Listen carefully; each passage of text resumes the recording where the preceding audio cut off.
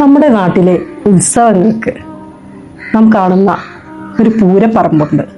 അത്തരമൊരു പൂരപ്പറമ്പിലെ ആനപ്പറമ്പിനെ കുറിച്ച് ഒരു കവിത എഴുതുകയാണ് ബുക്ക് ജിൻ പബ്ലിക്കേഷൻസ് പുറത്തിറക്കിയ 2 ബർണറുകൾ എന്ന കവിതാ സമാഹാരത്തിലൂടെ കുഴൂർ വിൽസൺ. ഇതിലെ ആനപ്പറമ്പിനെ 3 ഭാഗങ്ങളായിട്ടാണ് ഈ കവി എഴുതിയിരിക്കുന്നത്. ആനപ്പറമ്പിനെ ഞങ്ങൾ ഒറ്റയ്ക്ക് കെട്ടിയിട്ടു.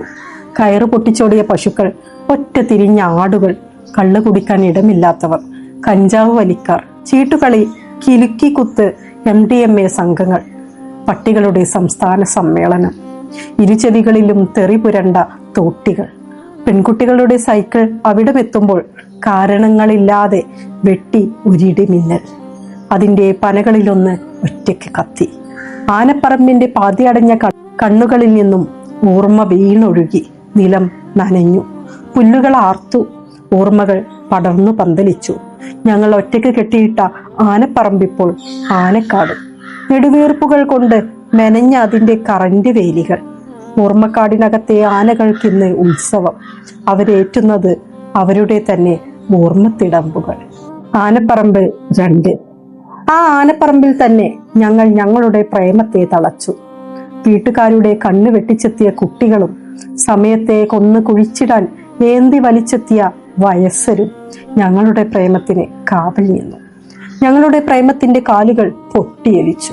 ഞങ്ങളുടെ പ്രേമത്തിന്റെ കൈകൾ തളർന്നു. ഞങ്ങളുടെ പ്രേമത്തിന്റെ കണ്ണുകളിൽ നിന്ന് ഭൂതകാലം ഒലിച്ചു. തോട്ടികളെ പേടിച്ച് ഞങ്ങളുടെ പ്രേമത്തിന്റെ കാതുകൾ അടഞ്ഞു.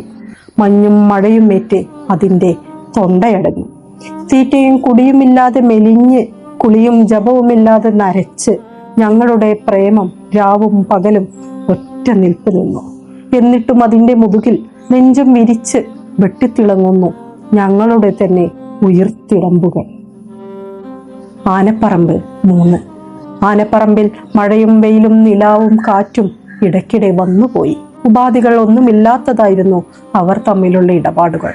എപ്പോൾ വേണമെങ്കിലും വരാം പോകാം എന്ന മട്ട്. ആനപ്പറമ്പിൽ മാത്രമായി പെയ്യാതിരിക്കണം എന്ന് ഒരു കുറി മഴ തീരുമാനിച്ചെങ്കിലും നാട്ടുകാർ എന്തു പറയുമെന്ന് കരുതി മാറ്റിവെക്കുകയായിരുന്നു.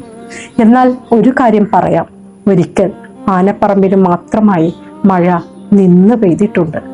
അവിശ്വസിക്കേണ്ടതില്ല, കുട്ടികളാണ് അത് സാക്ഷ്യപ്പെടുത്തിയത്. കറുപ്പും വെളുപ്പും മാത്രം കലർന്ന നാടിൻ്റെ ചതുരംഗത്തിൽ മുറിച്ചു വെച്ച പച്ച ഞാറ്റു കണ്ടപ്പോൾ ഞങ്ങളുടെ ആനപ്പറമ്പ്.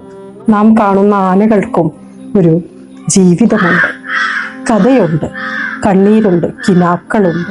അവനും ജീവനുള്ളവയാണ് എന്ന ഒരു തിരിച്ചറിവ് എന്നെങ്കിലും മനുഷ്യനും ഉണ്ടായിരുന്നെങ്കിൽ ഇതുപോലെ നീറി ഒറ്റ നിൽപ്പ് ആനപ്പറമ്പിൽ എങ്ങനെ ആനയ്ക്ക് നിൽക്കേണ്ടി വരില്ലായിരുന്നു. അവരുടെ സ്വൈര്യവിഹാരങ്ങൾക്ക് എന്തിനാണ് മനുഷ്യൻ വെറുതെ തടയിടുന്നത്? മൃഗങ്ങളായി അവരുടെ സ്വസ്ഥമായ കേന്ദ്രങ്ങളിൽ ജീവിച്ചു പോയിക്കൊള്ളട്ടെ. ഏവർക്കും സ്നേഹം.